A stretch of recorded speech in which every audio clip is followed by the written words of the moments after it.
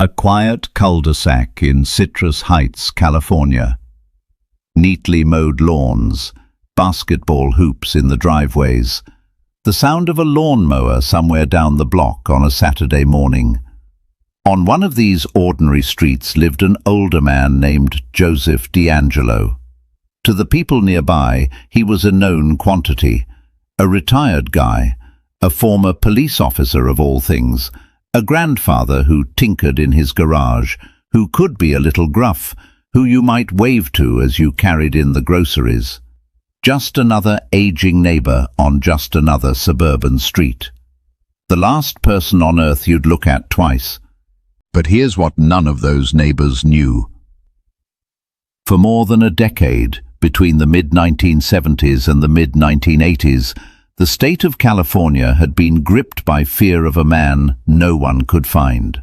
He went by many names, because for years nobody realized he was a single person. The Visalia ransacker, the East Area rapist, the original Night Stalker. He broke into homes in the dark. He took the lives of at least 13 people. He left behind hundreds of victims and an entire region too afraid to sleep with the windows open.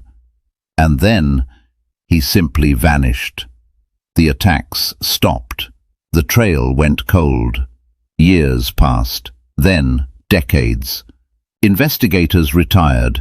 Victims grew older, carrying wounds that never fully healed. And the most prolific offender in modern California history seemed to have disappeared into thin air, living, it would turn out, in plain sight the whole time. That man on the quiet cul-de-sac, the retired police officer with the basketball hoop down the street, was the person the entire state had been hunting for over 40 years. This case is about two things that sit at the heart of criminal psychology. First, the double life. How a person can commit acts of terrible harm and then go home, hold down a job, raise a family, and become so unremarkable that he hides for a generation. And second, the investigation. Because what finally found him wasn't a witness or a confession or a lucky break. It was something that didn't even exist when his crimes were committed. So here's the question worth holding on to as we go. How does someone become invisible for 40 years? And what kind of science finally drags a hidden pattern back into the light? Section 2. Background. Who was Joseph D'Angelo before he became the name that haunted California? To understand the double life, you have to start with the ordinary half of it, the half the world could see. Joseph James D'Angelo was born in 1945. He served in the United States Navy during the Vietnam era, then came home and pursued something that, in hindsight, carries a chilling weight. He went into law enforcement, he studied criminal justice, and in the early 1970s he became a police officer. Think about what that role actually gave him. Training in how crimes are investigated, knowledge of how police track suspects, and, just as importantly, how they fail to. An understanding of evidence, of patrol patterns, of the gap between when an alarm is raised and when help arrives. The very profession built to stop people like him handed him a working manual for staying ahead of it. He worked as an officer in 2 California towns through the 1970s. And here we hit one of the most disturbing overlaps in the entire case. During the exact years a series of crimes was beginning in the same region, D'Angelo was wearing a badge. A man sworn to protect a community was, investigators would later conclude, hiding within it. His time in uniform ended in 1979, and the reason is almost jarringly small. He was fired, reportedly, for shoplifting a hammer and a can of dog repellent from a store. A petty incident, the kind of thing that looks like nothing. But notice what it quietly reveals. A willingness to break the rules he was supposed to enforce, and to risk his whole career over something almost meaningless. On its own, forgettable. Looking back, a small crack in the respectable surface. Now, a necessary word of caution. A lot of what gets said about an offender's inner life and early years comes later, filtered through hindsight, and sometimes through the offender's own framing. We should be careful not to build a tidy psychological origin story where the facts don't fully support one. Plenty of people serve in the military, work in law enforcement, and even lose a job under a cloud and never harm a soul. None of that creates a dangerous person. What we can say plainly is this. Joseph D'Angelo went on to marry. He became a father to daughters. He later worked a long, steady job at a distribution center. He built the complete, convincing exterior of an ordinary life. A husband, a parent, a co-worker, eventually a retiree on a quiet street. And that ordinary exterior is the thread to keep your eye on. Because the more normal a life looks from the outside, the more room there can be for something else to hide inside it. Section 3. Psychology Break. 1. Let's pause the timeline and talk about what's actually happening in a mind that can live this way, because it cuts against almost everything our instincts tell us about how people work. The central idea in this case is compartmentalization. We touched on the phrase double life, but let's make it real. Most of us assume that a person who does something terrible must carry it visibly, that it would leak out, that it would show on their face at the dinner table, that the people closest to them would feel something was off. Compartmentalization is the disturbing ability to wall those two worlds off from each other so completely that they never touch. The man committing harm at night and the man flipping pancakes for his kids in the morning can exist in the same body, sealed apart, neither one bleeding into the other. Here's something to sit with from your own experience. Think about how hard it is for most people to keep even a small secret, a surprise party, a piece of gossip, a white lie. It nags at you, it shows. Now imagine a person for whom that nagging pressure simply isn't there. Who can hold an enormous, dark secret with no visible strain at all? That absence of internal pressure is one of the most unsettling traits in all of offender psychology, and it's exactly what lets a double life survive for decades. The second piece here is control. This case wasn't chaotic or impulsive. The crimes were planned. The offender studied his targets, learned neighborhoods, prepared escape routes, struck in the dark, and disappeared. In the language psychologists use, this is the profile of an organized offender, methodical, patient, deliberate. And there's a grim logic to why his police training mattered so much. He didn't just want to cause harm. He wanted to maintain total control over the situation and over whether he was ever caught. And the third piece is the most chilling because it's quiet. For a certain kind of offender, the ordinary life isn't a disguise they resent wearing. It's part of the reward. The secret knowledge that he was someone other than who everyone believed, that he could stand among neighbors and co-workers holding a hidden truth none of them could see, can itself be a source of private power. The mask isn't just protection. For some, it's a thrill. Key takeaway. The belief that I'd be able to tell is one of our most comforting illusions and one of our most dangerous. A calm, normal exterior is not evidence of a calm, normal interior.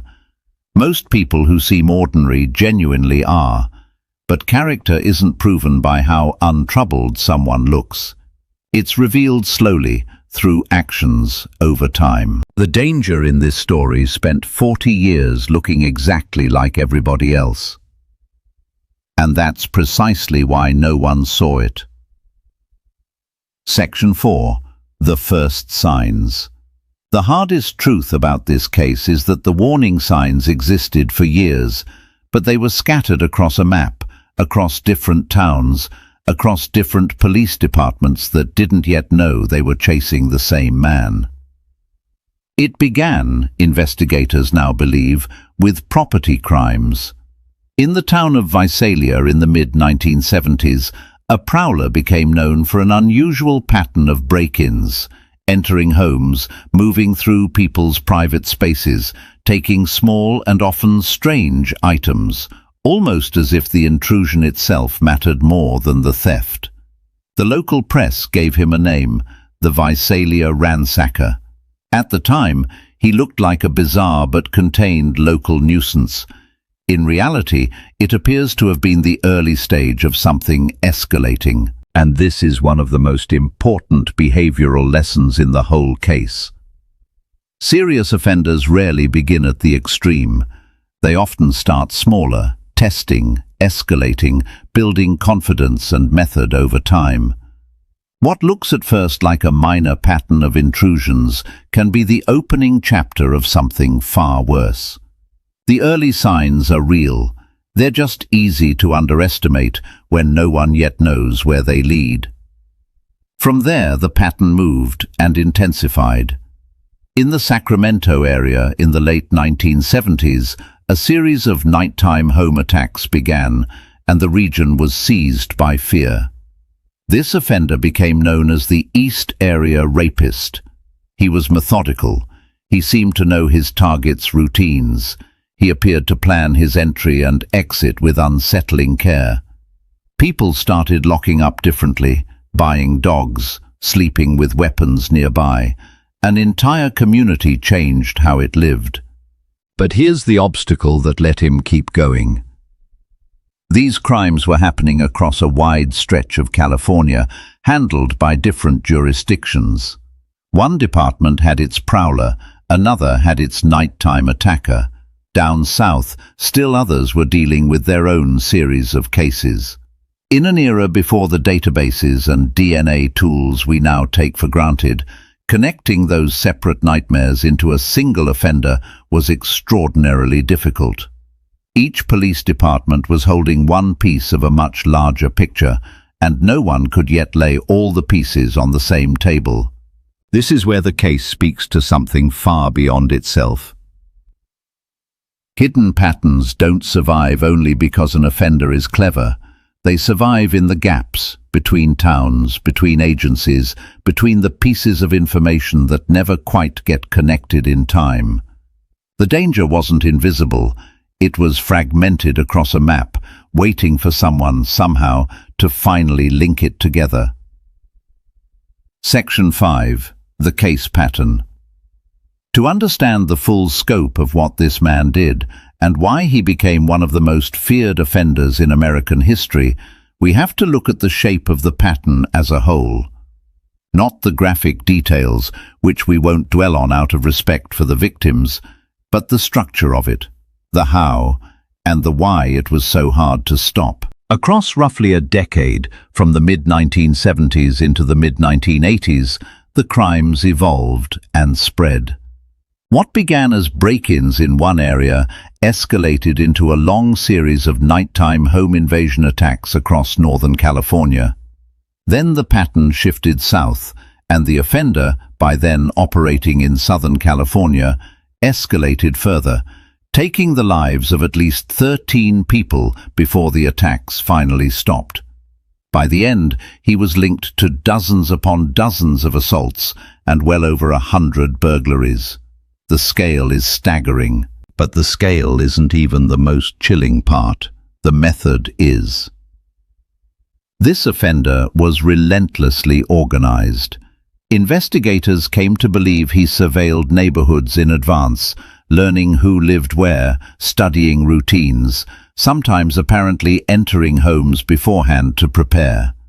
He struck under cover of darkness. He exerted total control over the scene, and then he withdrew into the night along routes he seemed to have planned in advance. This wasn't impulse, it was preparation, executed again and again with cold discipline. And remember the detail from earlier, his background in law enforcement. It casts a long shadow over this pattern. The same knowledge used to catch offenders appears to have been turned around and used to evade capture. He understood how investigations worked, which may be part of why, for so many years, they didn't. Now the part that matters most, the victims. These were ordinary people, safe in their own homes, the one place every one of us expects to be protected.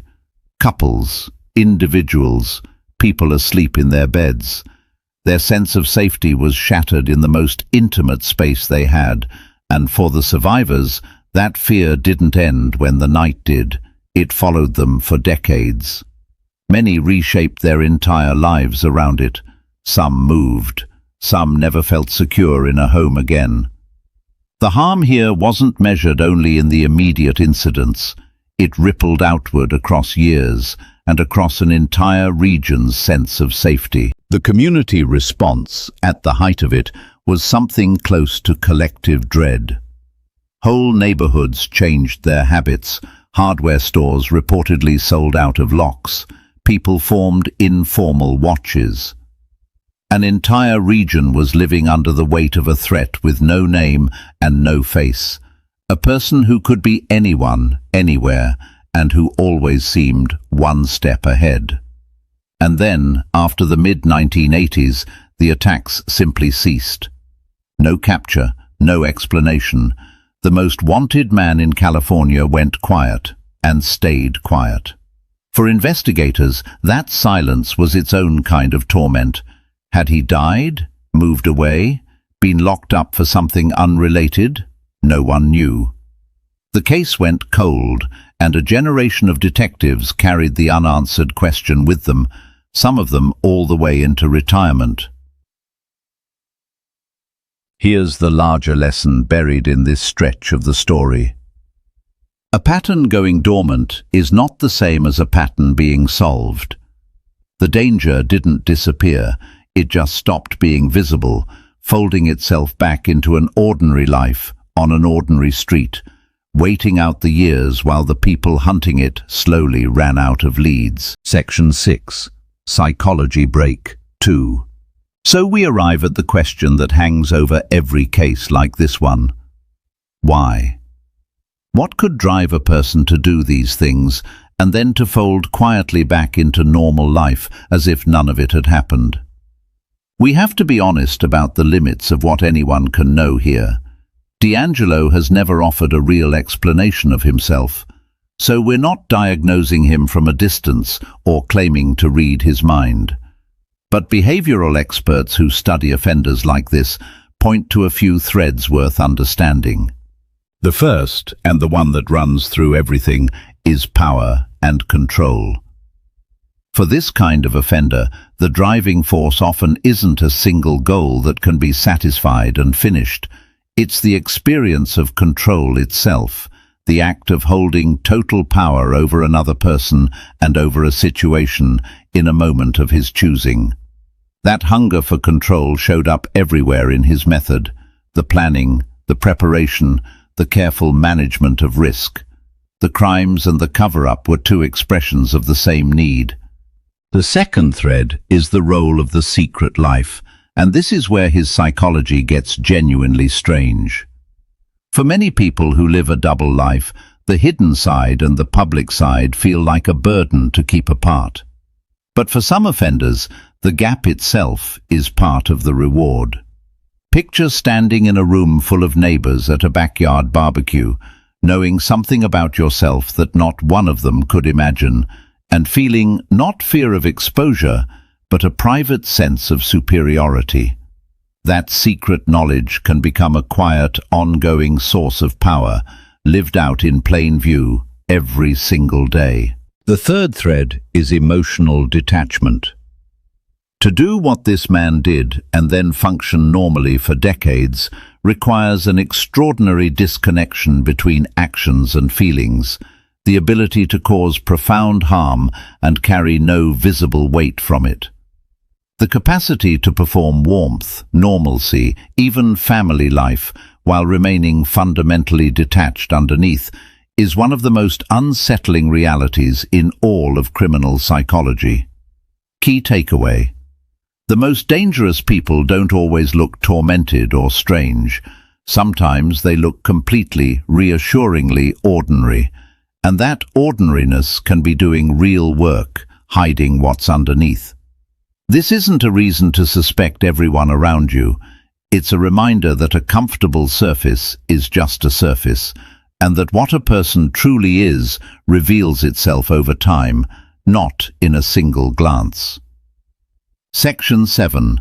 The investigation. For more than 40 years, this case was the great unsolved nightmare of California law enforcement.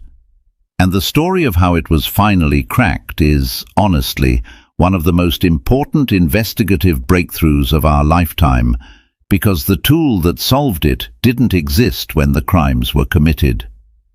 Let's go back and trace it. For years, the separate crime series sat in separate files, in separate jurisdictions. The first major turning point came not from a witness, but from science. In 2001, DNA testing linked two of those series together, the Northern California attacks and the Southern California cases that had once seemed unrelated.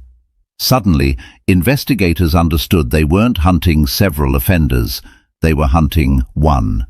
It was a profound shift, but it still came with a wall. They now had the offender's DNA and his pattern, but no name to attach to either. Years passed again. The DNA sat in evidence, a unique genetic signature belonging to a man no database could identify because he had never been entered into one. In 2016, the FBI and local agencies renewed the public push, releasing fresh details and offering a $50,000 reward, trying to shake a new lead loose. A crime writer named Michelle McNamara, who spent years immersed in the case, gave the offender the name that finally stuck in the public mind, the Golden State Killer. Public attention surged, but the man himself remained a ghost. And then came the breakthrough that changed criminal investigation forever. Late in 2017, a team, including investigator Paul Holes and an FBI attorney named Steve Kramer, tried something new. Instead of searching for the offender's DNA in police databases, they uploaded the crime scene genetic profile to a public genealogy website, the kind ordinary people use to find long-lost relatives and build family trees. Here's why that was so revolutionary. The offender had never given his DNA to anyone, but distant relatives of his, people he may never have even met, had voluntarily submitted theirs to these genealogy sites. And DNA, by its nature, is shared. The site returned partial matches, distant cousins, connected to the offender through ancestors stretching all the way back to the 1800s. From those matches, investigators began building family trees, about 25 of them.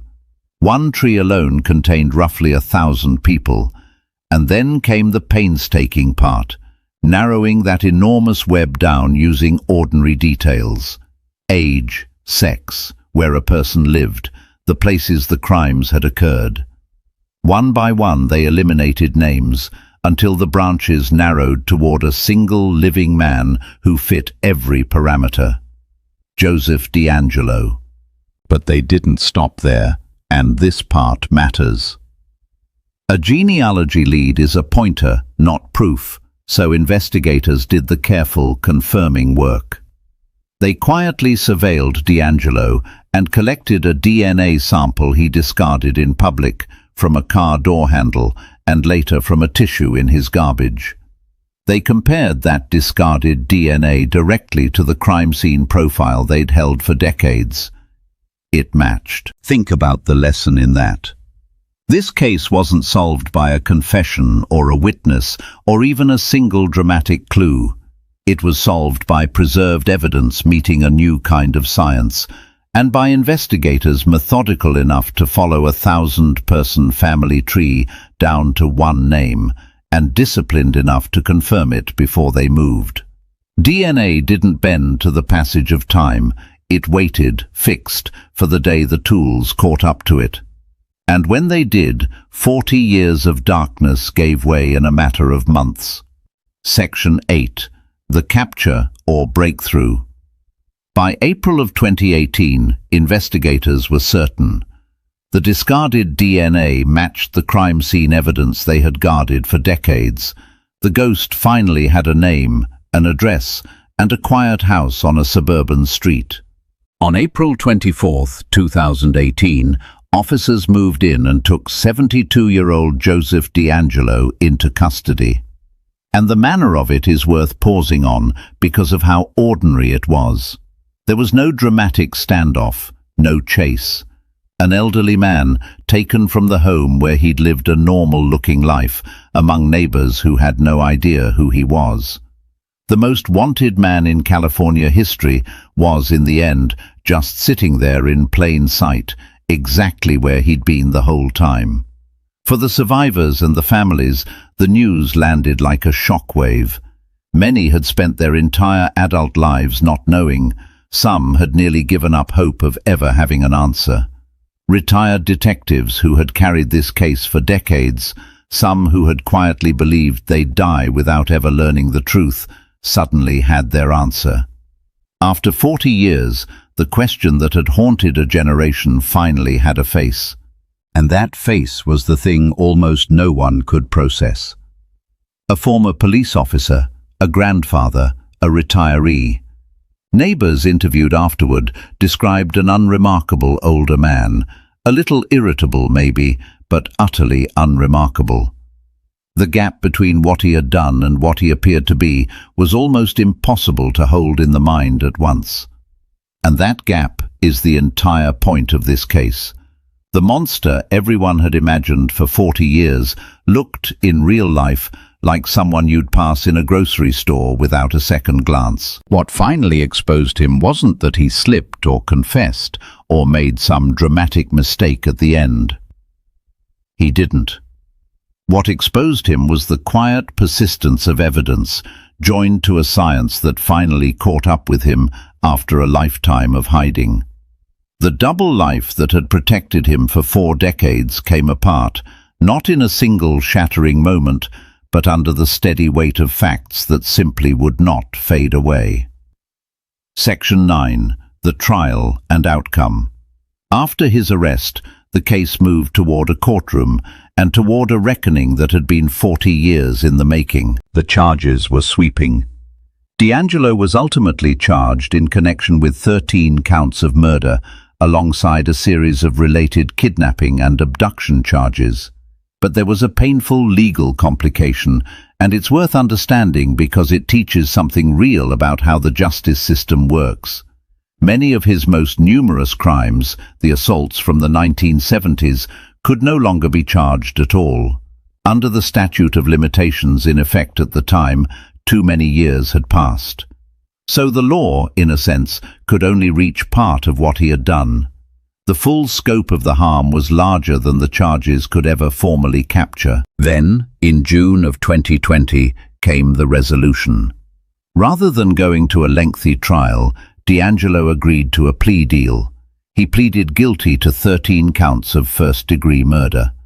As part of that agreement, he was also required to admit, in open court, to the many additional crimes that could no longer be formally prosecuted, including the assaults that the statute of limitations had placed beyond the reach of charges. In exchange, the death penalty was taken off the table, and he would instead spend the rest of his life in prison with no possibility of release. There's a justice system lesson in why a deal like this can matter. For many of the survivors and families, the plea guaranteed a certain outcome, no trial that might drag on for years, no risk of appeals, no chance he would ever walk free. And crucially, it forced him to acknowledge, on the record, the full extent of what he had done, including the crimes the law could no longer touch. For people who had waited decades, that acknowledgement carried a weight all its own. But the most powerful moments didn't come from the legal mechanics. They came from the survivors. Over several days in August of 2020, One after another, victims and family members stood up in that courtroom and spoke directly toward the man who had terrorized their lives. They described the fear they had carried for 40 years, the grief, and again, their resilience, the fact that they had survived, that they were still standing, that he had not erased them. It was, by every account, an extraordinary act of collective courage. In August of 2020, Joseph DeAngelo was sentenced to life in prison without the possibility of parole. After more than 4 decades, the most wanted man in California's history would never be free again. Section 10. Final Psychology Analysis. So what do we actually take from a case this long, this painful, and this strange? Let's return to where we began, that quiet cul-de-sac, the retired neighbor with the basketball hoop down the street, the question of how someone becomes invisible for 40 years. The answer, it turns out, is the first lesson. He became invisible by being ordinary, not by hiding in some remote place, but by living among us, a co-worker, a husband, a father, a familiar face on a suburban street. The double life worked precisely because the outer half of it was so unremarkable. And that should change, just slightly, how we think about danger. We picture it as something that looks dangerous. But the most prolific offender in California's modern history looked exactly like everyone else. A normal exterior is not proof of a normal interior. It never was. The second lesson lives in those decades the case went cold. For 40 years the truth wasn't gone, it was fragmented, scattered across towns, across departments, across files that didn't yet speak to one another. Hidden patterns survive in exactly those gaps, in the spaces between the pieces of information no one has connected yet. Which means the work of connection, of comparing, of linking, of refusing to let pieces sit in isolation is one of the most powerful protective tools we have. And the third lesson is the one that should give us genuine hope. This case was broken by preserved evidence meeting new science. The offender's DNA, held carefully for decades, sat waiting, fixed and patient, until genetic genealogy finally caught up and gave it a name. That single breakthrough has since helped identify scores of other suspects in cases once thought permanently cold. What looked for 40 years like a perfect escape turned out to be a delay and nothing more. So let's make those takeaways simple and clear. 1. An ordinary life is not proof of an innocent one. The most dangerous people can be the ones who look least remarkable. 2. Hidden patterns survive in the gaps. Connecting scattered pieces of information across people, places and time is how the invisible finally becomes visible. 3. Preserved evidence can outlast a lifetime. What can't be solved today may be solvable tomorrow, the moment the science catches up. This case is remembered as one of the longest manhunts in American history. But its deeper legacy isn't the fear or even the length of the search. It's the proof that no amount of time and no ordinary disguise can keep the truth buried forever.